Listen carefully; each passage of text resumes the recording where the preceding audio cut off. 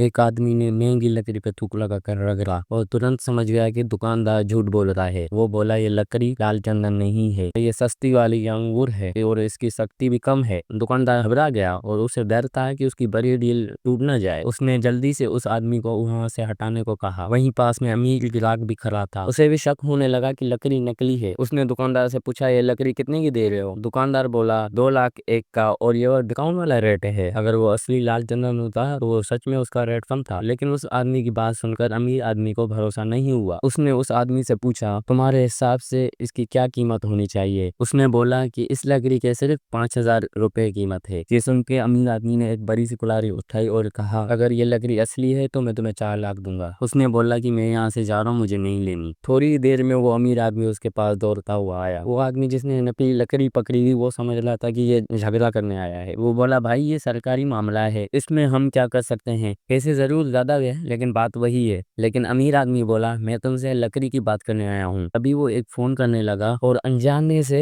अमीर आदमी ने भी वही फोन उठाया। असल में वो जिस वाहन साहब से मिलने की बातें कर रहा था वही अमीर आदमी वाहन साहब है। वाहन साहब बोला कि मेरी फैक्ट्री में एक सबसे बड़ा ऑर्डर और रहा है, तो मुझे एक सच्चा और मेहनती बडी चाहिए तुम्हारे जैसा। तुमने जो ईमानदारी दिखाई उससे ही मुझे भरोसा हो गया। उन्होंने उधर ही उसे 3 लाख की एडवांस पेमेंट दे दी। वो आदमी बहुत खुश हुआ और बोला, मैं आपकी उम्मीदों पे खरा उतरूंगा। अब वो अपने साथियों के पास पहुंचा तो उन्होंने पूछा, इतने पैसे कहाँ से आए? कोई गलत काम तो नहीं किया? फिर उसने सबको बात सारा बताई। 2 लाख का माल खरीदना है और 1 लाख तुम्हारी मजूरी होगी। इस तरह उसने ईमानदारी और हुनर की वजह से पहली कमाई की और कुछ ही समय में वो लाखों का मालिक हो गया।